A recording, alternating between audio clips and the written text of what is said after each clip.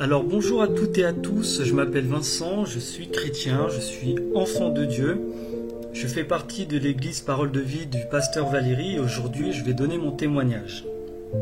Alors mon témoignage, ça va parler de mon enfance, de ma vie en famille d'accueil, comment j'ai combattu une maladie, comment j'ai combattu le rejet, comment j'ai combattu l'esprit de timidité, comment le diable a été derrière tout ça. Vraiment, je le crois, le diable a été derrière tout ça. Et comment à la fin Jésus m'a sauvé, comment je suis arrivé au Seigneur, comment je suis sorti d'un profond cachot de ténèbres, comment le Dieu m'a restauré, comment continue à me restaurer, continue à me guérir. Et j'espère que ce témoignage va toucher beaucoup de monde et surtout ceux qui sont comme moi, qui a été placés en famille d'accueil et qui sont peut-être encore dedans et qui peut-être en sont sortis de là mais qui ont encore des souffrances. Donc moi, en fait, mon passé, ça commence très difficilement. Je nais en 1990 et je suis dans une famille où déjà papa n'est pas là, mon père n'est pas là. Donc maman se retrouve à élever moi et mon frère toute seule. Alors ma maman a déjà eu une vie compliquée, a déjà un passé à elle et donc elle se rend compte rapidement qu'élever deux enfants, ça n'est pas possible. Et donc elle rentre dans une dépression. Et elle commence à faire des choses qui n'est pas bon pour les enfants, pour nous. Du coup, elle se retrouve dans un hôpital psychiatrique et moi et mon frère, nous nous retrouvons en foyer. Et là, c'est déjà la souffrance. Déjà à la maison, il y a beaucoup de tristesse parce que maman est triste, parce que maman, elle est toujours dans sa bulle. Et là, je vis du rejet parce que je me retrouve en foyer. Donc là, un esprit de rejet déjà présent dans ma vie où je me sens perdu. Déjà, c'est un monde, je ne comprends pas ce monde. Et ensuite, nous avons été pris en charge par l'aide sociale à l'enfance où nous avons été placés en famille d'accueil chez une assistante maternelle qui nous a élevés pendant 10 ans. Et il faut savoir que tout de suite, d'emblée, une famille d'accueil, une assistante maternelle n'a pas le droit de donner de l'amour quelque part à l'enfant qui est placé. C'est-à-dire l'aide sociale à l'enfance préconise aux assistantes maternelles qu'il ne faut pas donner trop d'amour à un enfant parce qu'il ne faut pas se substituer à la vraie mère. Du coup, il y a un amour assez faux dans tout ça, assez professionnel finalement. C'est son rôle d'aimer, mais il ne faut pas trop aimer. Du coup, moi qui est petit, je me dis c'est une seconde maman. Ma maman, ma vraie maman n'est pas là. Du coup, j'ai de l'affection pour cette femme. Et il faut savoir aussi que en famille d'accueil, nous n'avons pas le droit d'appeler par téléphone notre vraie famille. Et du coup, en fait, il y a une coupure nette et forte entre la vie réelle, parce qu'en fait, on a l'impression que on n'est pas dans une vie réelle. Ça n'est pas possible. Déjà, dans l'esprit d'un enfant, ça n'est pas possible ce qui se passe. On fait ce qu'on peut, on survit, il y a une survie qui est là, du coup on voit notre vraie famille, notre grand-mère, notre tante, mais qu'un week-end sur 2. Et il y a une coupure nette, donc on fait comme ça, on est obligé, c'est la vie, elle est déjà difficile, mais on l'accepte. Là on est en 1995, et arrivé en 1996, donc un an ça se passe relativement bien en famille d'accueil, mais malheureusement je perds ma mère d'un accident de voiture en juillet 1996 et c'est un coup dur parce que en fait elle venait nous chercher pour passer un jour assez particulier pour mon frère et moi et c'est un coup dur, c'est dur, j'ai 6 ans, je perds ma maman, j'ai pas mon papa, je suis dans une famille qui me ressemble pas. Du coup il commence à avoir une perte d'identité, je commence à avoir de la colère à cet âge-là, beaucoup de révolte parce que ma vie n'est finalement déjà beaucoup de rejet, d'incompréhension, il y a de la tristesse partout.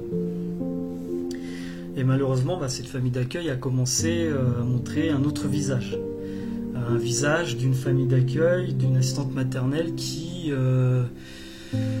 passe son temps à nous dénigrer, à nous rabaisser, à dire qu'on est moins bien que ses propres enfants. Il commence à avoir un peu de violence physique. Et nous, ça nous crée de la souffrance intérieure, vraiment dans notre cœur, on est cassé, vraiment cassé. Et le diable, il est derrière tout ça, il y a de la souffrance, l'ennemi, il est là, et moi, Je ne savais pas tout ça à ce stage-là. Et du coup, à l'arrivée à l'âge de 11 ans, mon frère et moi, on décide de contacter l'aide sociale à l'enfance. Donc on a rendez-vous avec l'aide sociale à l'enfance et on dit, voilà, en famille d'accueil, ça se passe pas comme on voudrait. Ça se passe pas bien, on a des coups, on a des violences physiques, des violences verbales, on est dénigré. On essaie de le dire avec nos mots d'enfant, nos mots à nous. Et l'aide sociale à l'enfance fait une erreur, c'est qu'elle va tout dire à la famille d'accueil. Donc la famille d'accueil commence à encore plus être vulgaire envers nous, vraiment violent, on est vraiment de la crotte pure et dure, on est insulté. Du coup, moi, ça génère une maladie. Je commence à contracter une maladie orpheline qui s'appelle rhumatisme fibroblastique. Donc cette maladie génère une paralysie, ça ferme les mains, les doigts des mains sur les paumes, ça me paralyse, ça commence à me faire mal aux os. Voilà, j'ai 11 ans et en 2 mois, je suis presque paralysé. Et en fait, c'est le résultat de toute une enfance déjà qui est complètement brisée, cassée, perte d'identité. Alors, l'aide sociale à l'enfance prend en charge cette maladie. Donc, je vais à l'hôpital Necker, c'est à partir de 2001, tout ça. Je vais à l'hôpital Necker et là, on me donne des médicaments contre cette maladie qui s'appelle la cortisone, qui me déforme physiquement, donc je grossis. Je suis paralysé et arrivé au collège, mes anciens camarades commencent à eux aussi à me rejeter et à se dire qu'en fait il est bizarre. Du coup, en fait, j'ai eu un esprit encore plus fort de rejet, de timidité qui est venu dans ma vie et qui a... Voilà, moi j'étais plus que l'ombre de moi-même déjà à 11 ans. Donc moi, mon espace de liberté, ça a été de m'enfermer dans les jeux vidéo, m'enfermer dans les bandes dessinées, m'enfermer dans les choses irréelles, parce que ma vie n'était pas... C'est une folie, ma vie, c'était déjà une folie. Mais moi, je savais pas déjà à cet âge-là que Satan était derrière tout ça, c'est une vérité. Et donc voilà, je me bats contre cette maladie pendant 4-5 ans dans une famille d'accueil qui est assez de plus en plus terrible, où il se passe de plus en plus de choses mauvaises, parce qu'on rentre dans l'adolescence. Et... là, Jésus, à travers ma tante, parce que ma tante est chrétienne, à travers ma tante, j'ai commencé à vivre une guérison. Ma tante allait à un séminaire de guérison où il y avait un mouchoir. Il fallait le tremper dans une onction spéciale, faite par le Saint-Esprit, bien sûr, c'est le Saint-Esprit qui guérit et qui délivre, mais elle a mis sa foi quelque part dans le Saint-Esprit, avec ce mouchoir. Et en fait, une nuit, ma tante a imbibé ce mouchoir sur mes mains et depuis, là j'ai 14-15 ans et depuis, cette maladie s'est arrêtée. Cette maladie s'est arrêtée. Et là j'étais pas encore chrétien, moi j'étais encore dans mon monde de famille d'accueil, complètement paumé, dans mes jeux vidéo. Voilà, j'ai mes trucs, ma tante me l'avait pas dit. Et cette maladie, je guéris. La vie commence à redémarrer petit à petit, je commence à me renforcer du rejet, je m'habitue à cette vie-là. Et patatras, mon assistante maternelle, cette maman de substitution que j'aime et qui en même temps, je me dis mais qu'est-ce qu'elle nous fait ? Elle aussi tombe dans une maladie, elle a une tumeur au cerveau. Donc, moi, je me dis, mais ça n'arrête jamais. Et re-souffrance, ça ne s'arrête pas. Alors, je rentre dans un autre combat, le combat contre la mort, contre le rejet, contre la maladie, mais ça n'arrête jamais. Et comme elle tombe malade, gravement malade, je me retrouve dans une autre famille d'accueil. Alors, petite parenthèse, il faut savoir que quand on est en famille d'accueil, certaines familles d'accueil, quand elle en a marre un peu de t'élever, quand elle en a un peu marre de toi à l'adolescence, on a ce qu'on appelle les familles d'accueil relais. C'est-à-dire pendant les vacances ou les grandes vacances, on peut placer un enfant comme ça dans une famille totalement au hasard, parce que la famille d'accueil principale en a juste ras-le-bol. Et on se retrouve dans une autre famille pendant 2 semaines à être élevé par des familles qui n'ont encore moins aucun rapport avec notre identité. Du coup, en fait, ça fait une pluralité d'identité, on ne sait plus qui on est. Moi, voilà, à ce stade-là, je vis vis dans beaucoup de familles d'accueil relais. Et ensuite, je vais dans une seconde famille d'accueil principale pendant que la première famille d'accueil principale où l'assistante maternelle a une tumeur au cerveau. Voilà, je vis mon adolescence difficilement. Beaucoup de colère, beaucoup de haine, beaucoup d'amertume parce qu'en fait, je suis que rien du tout. Je me sens rien. Personne, j'ai l'impression que personne s'occupe de moi, j'ai l'impression d'être rejeté, et puis ma vraie famille qui m'aime, eux m'aiment beaucoup, bah, j'ai pas accès à eux, quoi. Alors qu'elle est là, elle est existante, elle est vivante, et moi bah, j'ai pas accès à tout ça. Et je commence à rentrer dans des travers. Alors moi je ne me drogue pas, je ne me suis jamais drogué, je n'ai jamais fumé de cigarette, je n'ai jamais fumé, je n'ai jamais même testé parce que c'est une promesse que j'ai faite à ma première assistante maternelle qui a une tumeur au cerveau. Elle m'avait fait promettre que jamais je ne fumerais, jamais je ne boirais, jamais je serais jusqu'à me bourrer la tête. Donc moi c'est une promesse, même si elle a été difficile, c'est une promesse que je tiens à continuer à faire.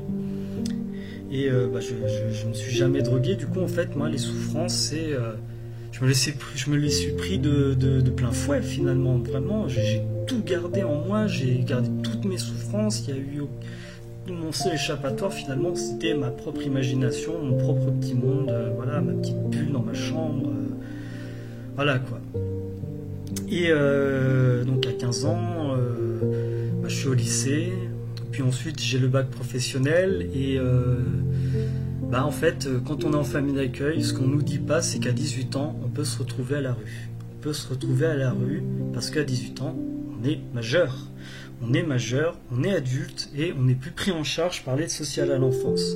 Sauf si nous faisons ce que nous appelons un contrat jeune majeur. C'est-à-dire à 18 ans, nous signons un contrat jeune majeur où pendant 6 mois, jusqu'à maximum 21 ans, pendant 6 mois, nous demandons à être pris en charge parce qu'il faut faire des études. Sans les études, pas de diplôme, pas de travail, on est d'accord. Et bien à 18 ans, ma famille d'accueil secondaire décide de me foutre dehors parce qu'elle en a marre. Je suis compliqué, j'ai beaucoup souffert, c'est tout le temps du combat. Du coup, je suis devenu une personne un peu... je suis une belle personne, mais je suis devenu une personne pas approchable. Il ne faut pas m'approcher. Je vous rejette, vous me rejetez, je vous rejette. Et du coup, en fait, ils m'ont dit, tu vas aller dans un foyer spécial qui va t'aider à être dans la vie active. C'est pour ceux qui ont 18 ans, qui sortent de famille d'accueil. Sauf qu'en fait, c'était un piège. C'était vraiment un foyer pour délinquants. Donc c'est un foyer qui est à Meudon, qui s'appelle Orphelin Apprenti d'Auteuil. C'est à Meudon, et en fait, on prend en charge des gamins de 18 ans qui sont éjectés de leur famille, même de leur vraie famille, qui sont délinquants, qui sont dans la violence. Du coup, moi, je me retrouve dans un foyer avec des gens violents. Du coup, je dois me défendre.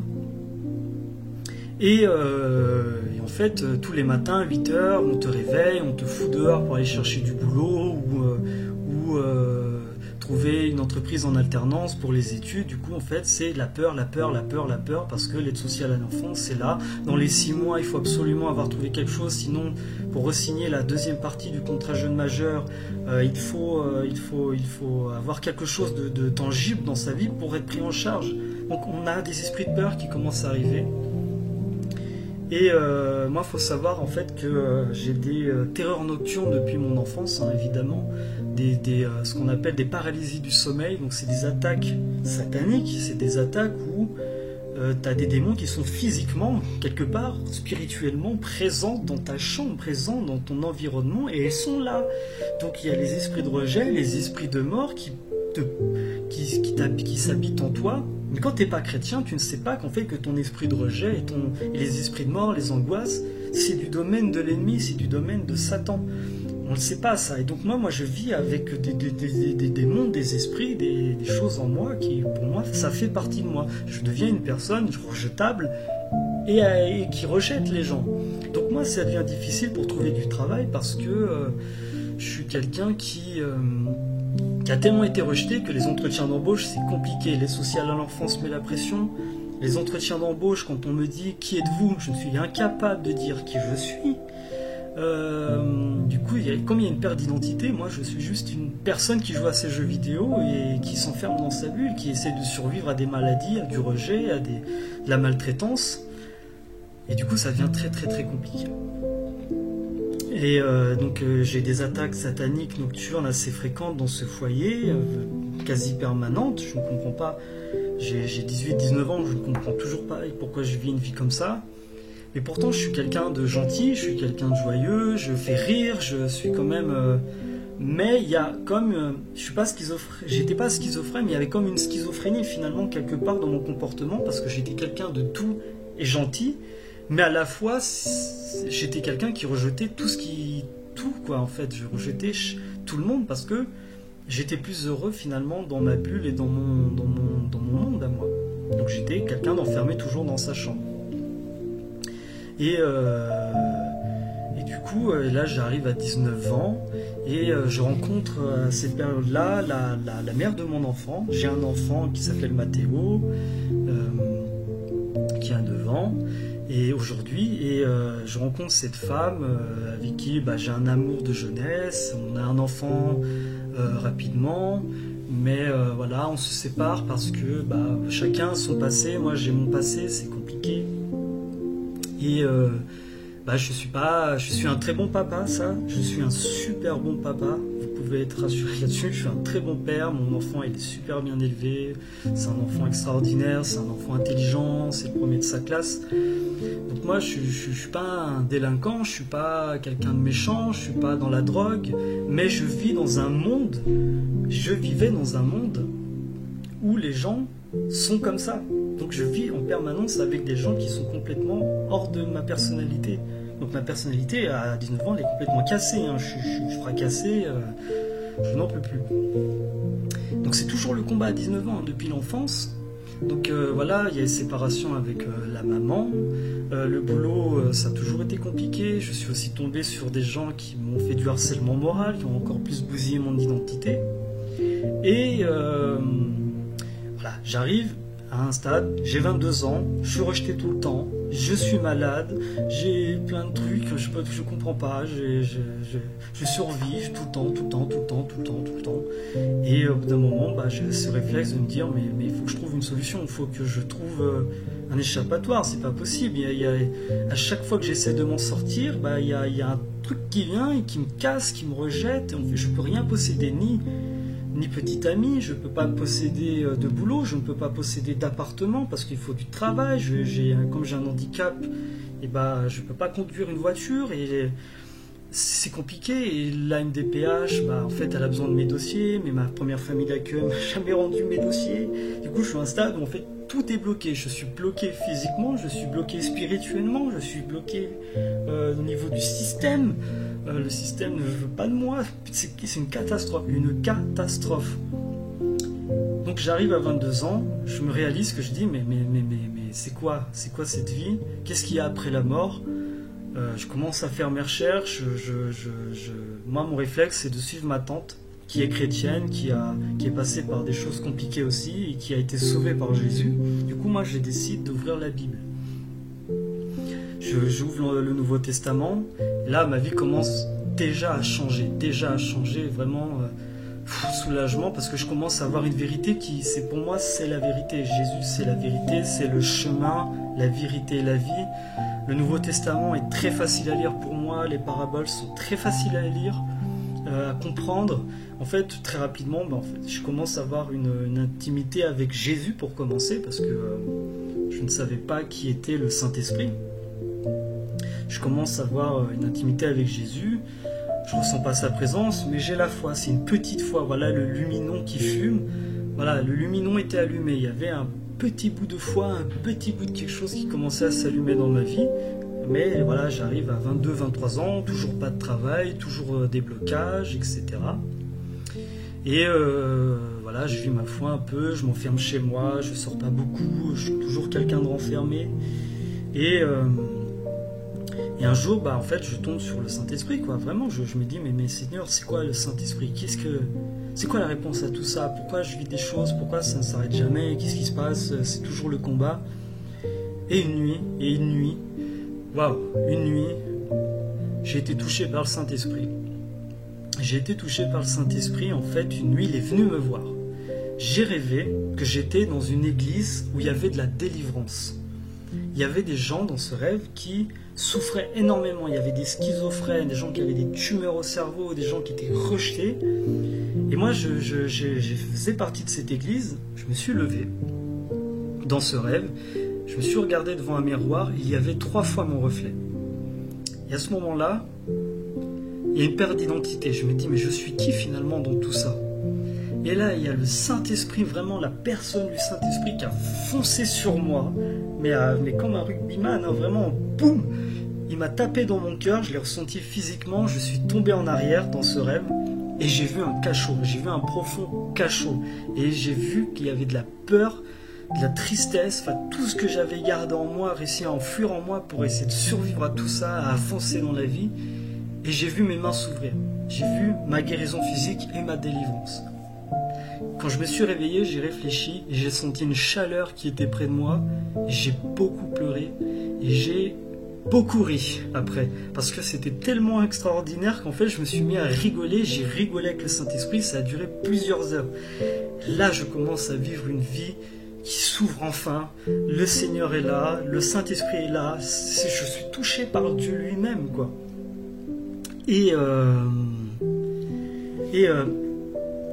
Sauf que en fait, je laisse un peu tomber ce rêve à un moment donné. Je laisse tomber ce rêve parce que je me suis dit c'était qu'un rêve, je passe à autre chose. Erreur, grosse erreur de ma part, c'est de ne pas avoir essayé de chercher à comprendre plus mon rêve. De ne pas avoir demandé à qui que ce soit. Moi, j'allais pas dans des églises à ce moment-là. C'était encore le début de ma foi. J'ai demandé à personne l'interprétation de mon rêve. Du coup, en fait, je suis resté un peu dans le monde assez longtemps, avec toujours ces blocages de boulot, le pôle emploi qui me fait peur. Je peux toujours pas conduire. En fait, il y a toujours ces blocages spirituels, physiques qui sont là. Et moi, je prends pas garde. Et en fait, ça faisait un moment depuis 2013-2014 que le Seigneur a voulu me délivrer et me guérir. J'avais pas compris.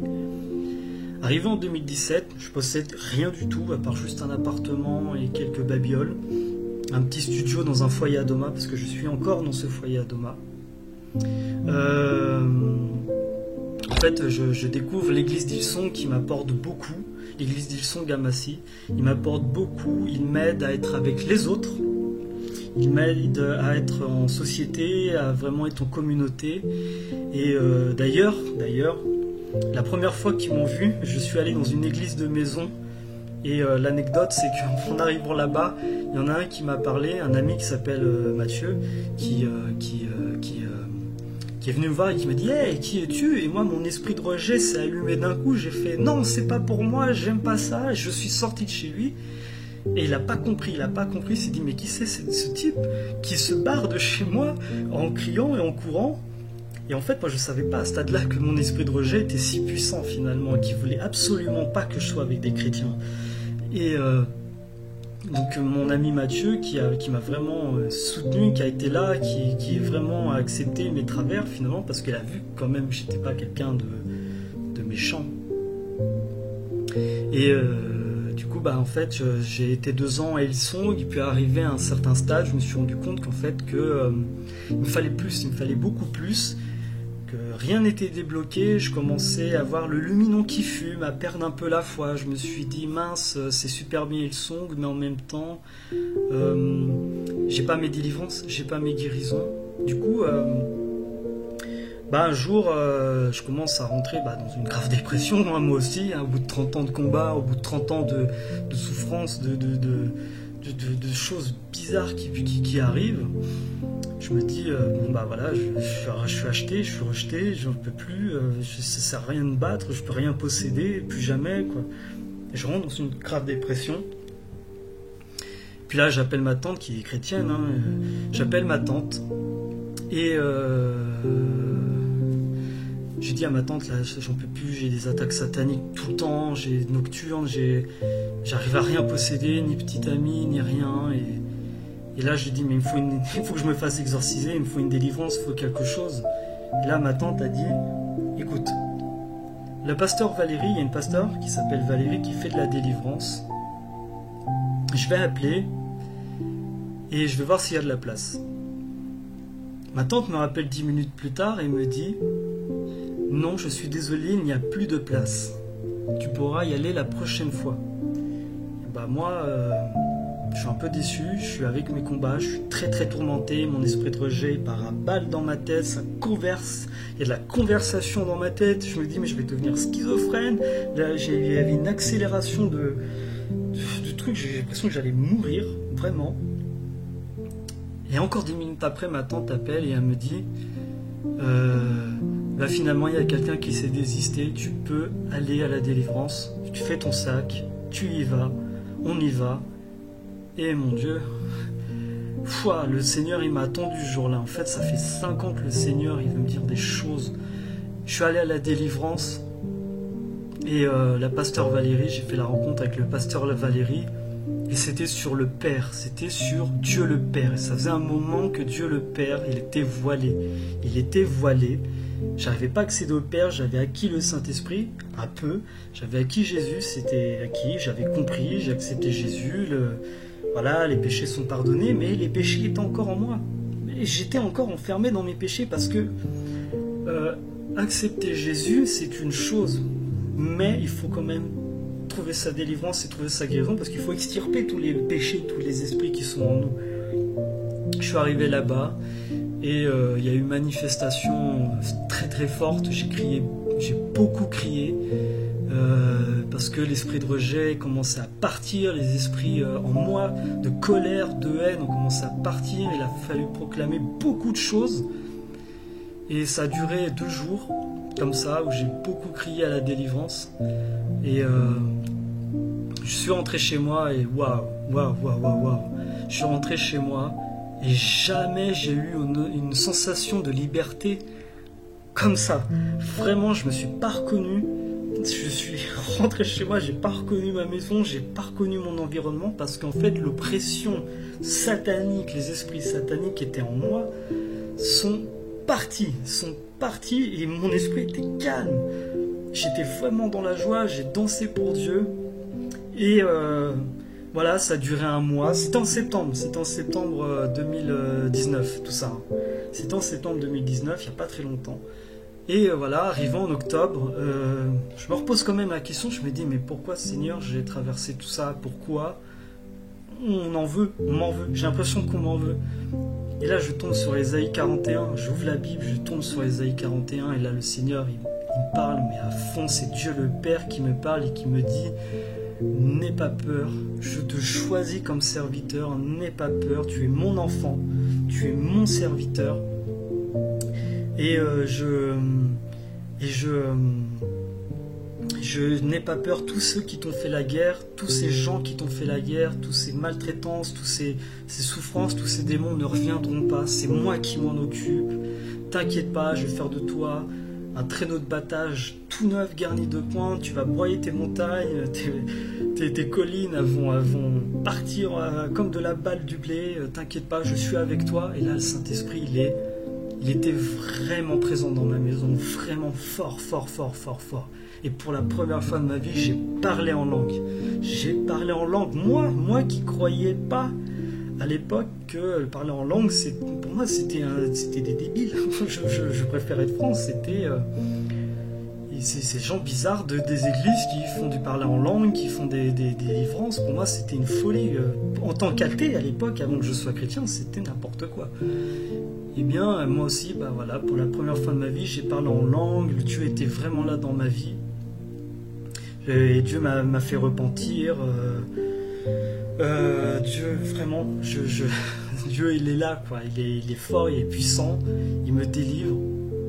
Et ensuite, je suis allé à un second séminaire de délivrance, où, avec toujours la pasteur Valérie, et voilà, c'est génial parce que la veille de ce séminaire, j'avais dit à ma tante, oui, je suis sûr qu'en fait, je suis comme Job dans l'Ancien Testament, qui a souffert, ça se trouve c'est Satan. Ils ont fait un jeu entre eux pour se dire, mais voilà, lui va souffrir pour plus tard. Et en fait, non, pas du tout. Ça a blessé le Saint-Esprit que j'ai dit ça.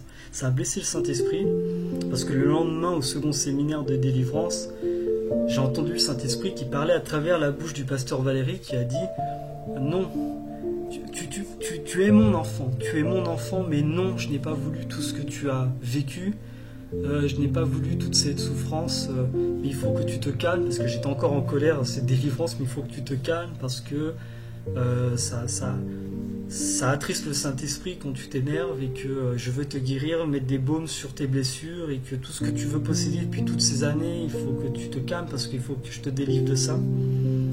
Du coup, je suis sorti de ce séminaire encore moins en colère, parce que j'ai été délivré encore de beaucoup de colère. Et ensuite, arrivé au 3e séminaire, mais en fait, j'ai mis beaucoup de choses en place. Je me suis dit, là, le 3e séminaire, il faut que je mette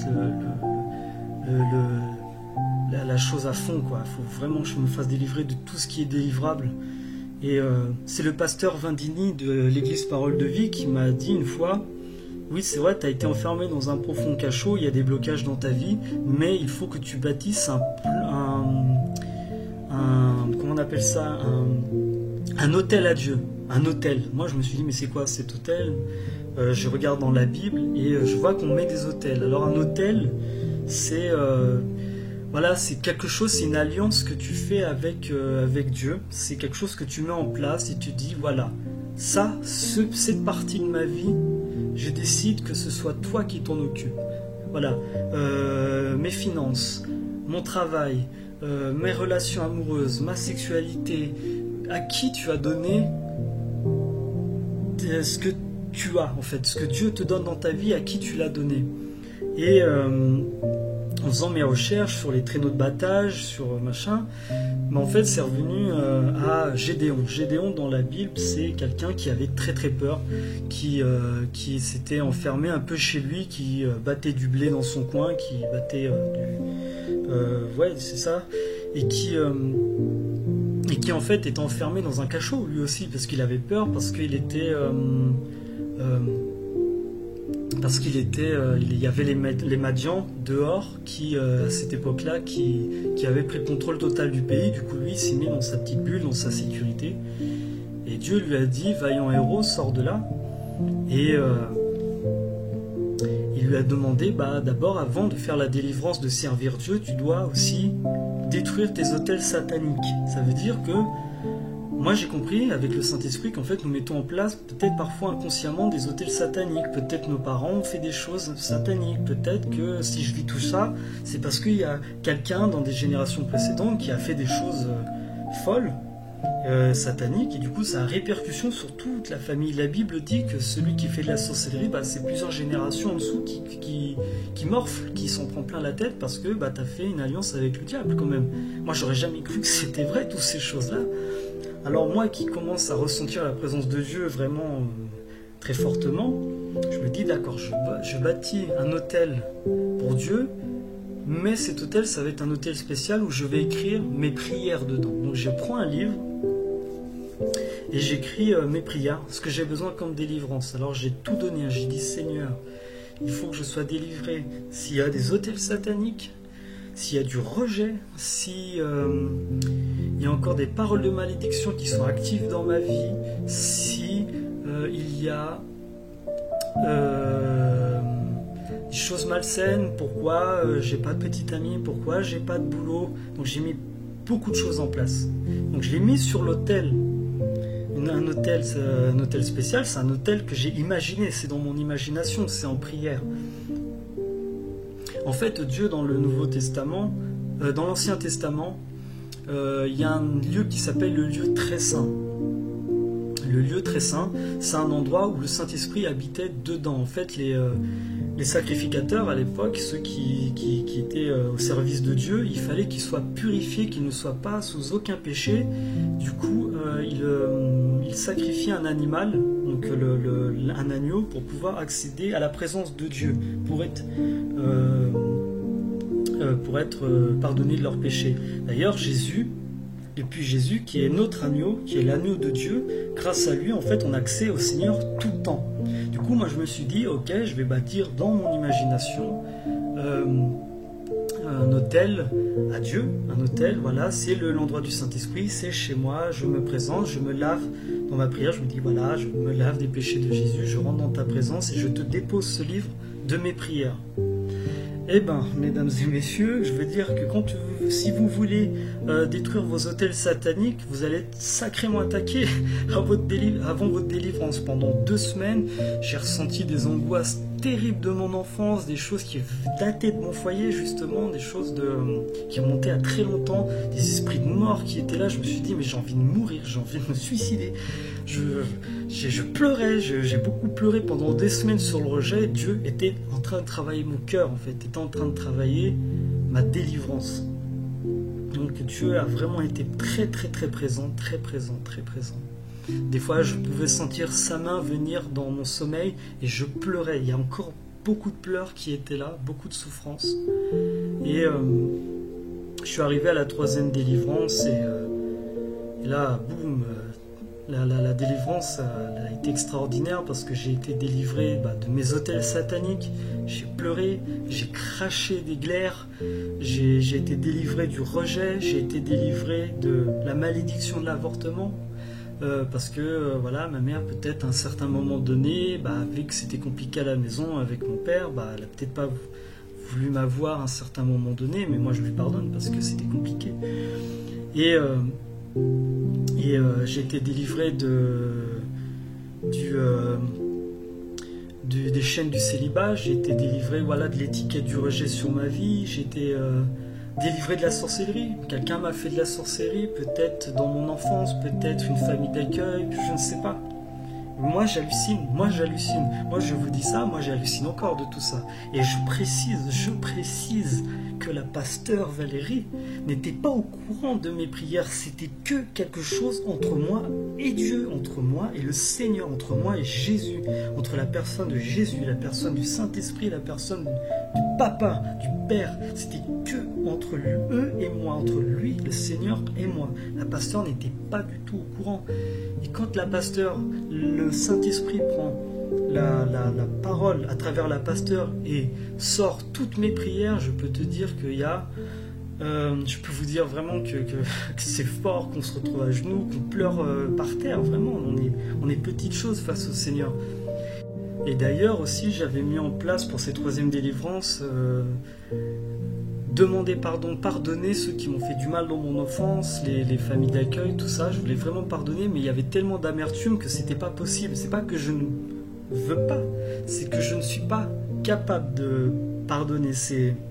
J'ai la volonté, mais je n'y arrive pas. Et quand on ne peut pas, on peut demander au Seigneur, au Saint-Esprit, vraiment de venir nous aider à pardonner à ces gens-là. Mais il va falloir vous accrocher parce que vous vous retrouvez à genoux, vraiment physiquement. Vous vous retrouvez à genoux. Et voilà, le Saint-Esprit prend un peu le contrôle de votre corps, quelque part. Et vous vous retrouvez à genoux, la force est là, la puissance du Saint-Esprit est là.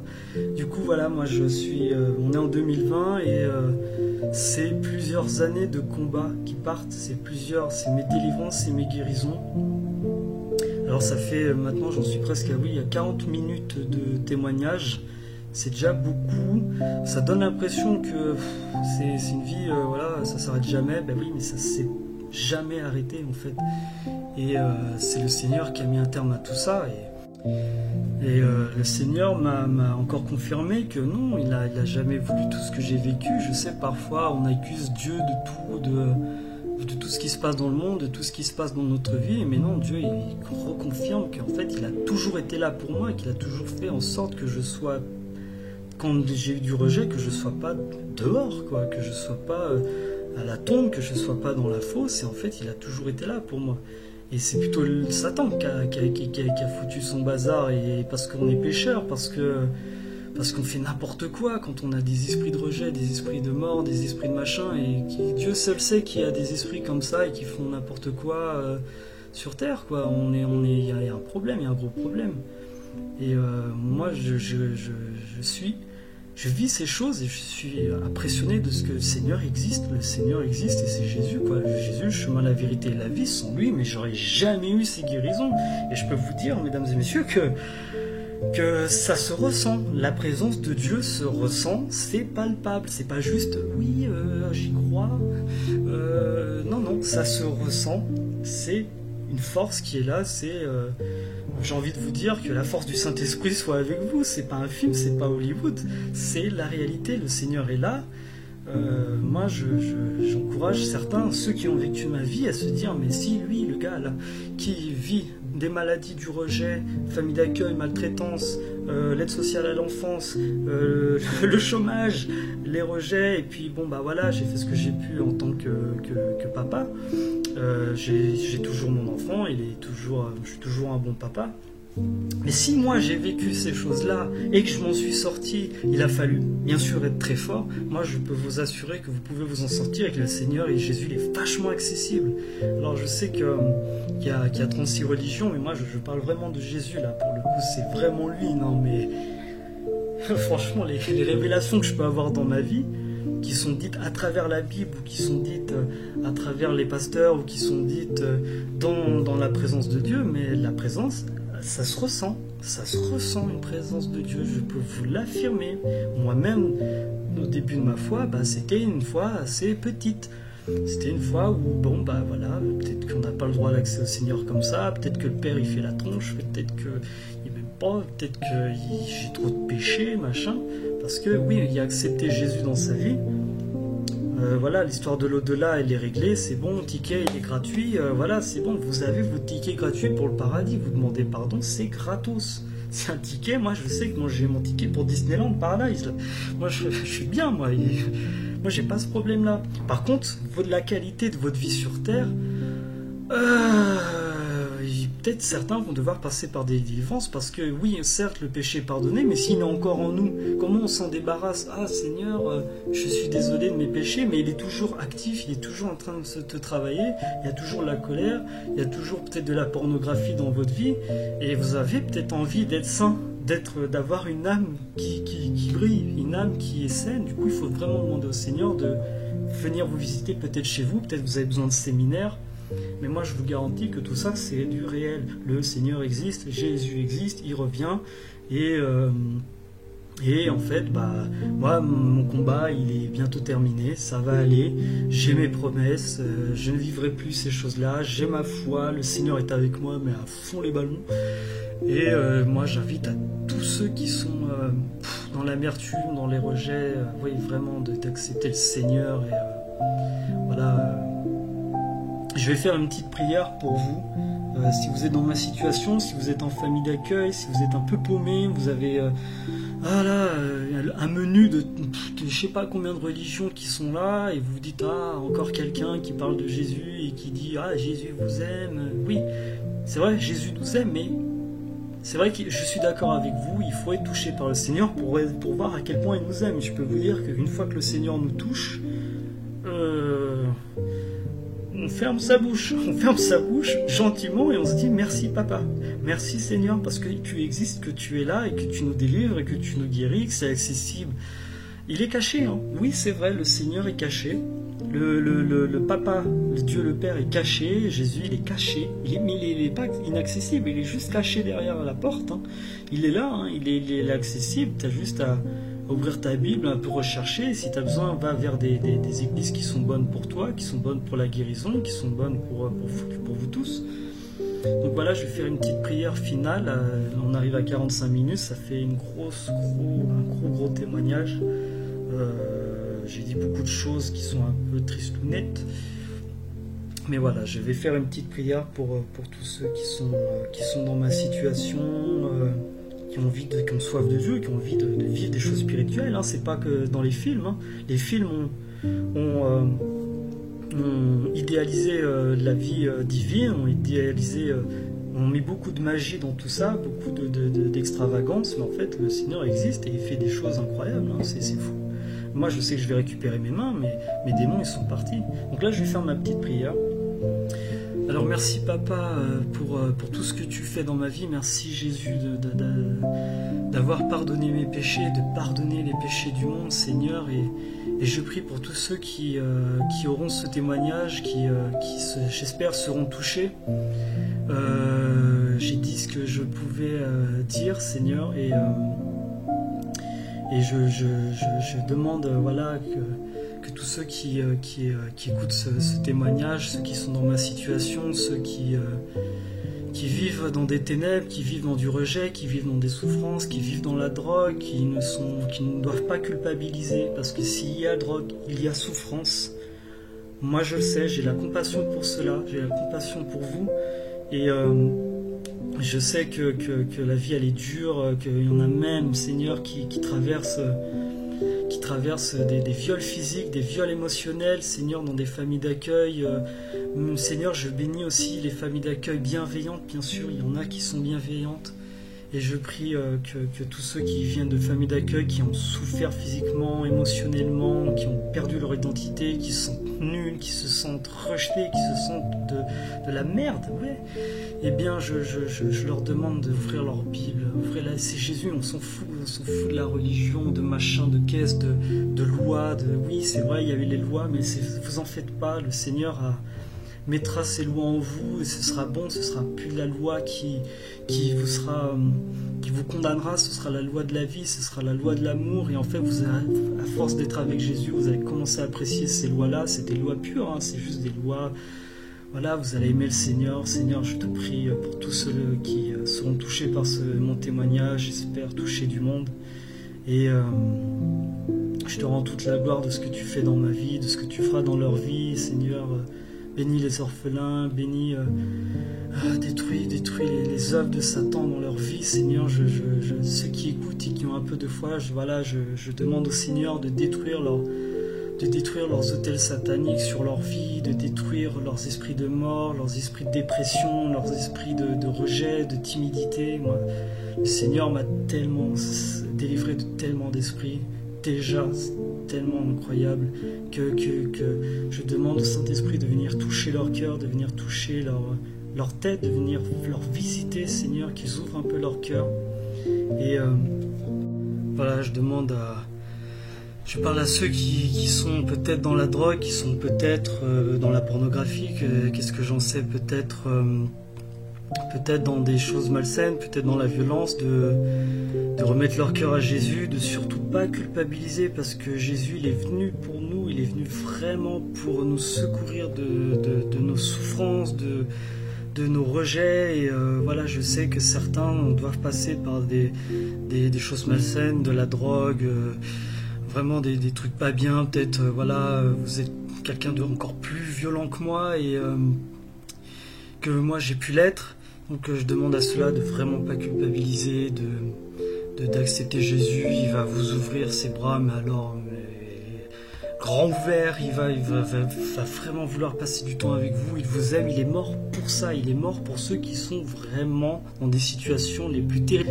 Donc je prie, Seigneur, vraiment que vous soyez touchés, que vous soyez bénis, que vous soyez sauvés, que tout va bien se passer. Je sais que le monde c'est compliqué, et que ça part un peu en freestyle, donc je demande, voilà, soyez touchés, soyez bénis au nom de Jésus. J'ai prié, et je vous souhaite un bon courage dans votre vie avec le Seigneur si vous l'acceptez. Au revoir.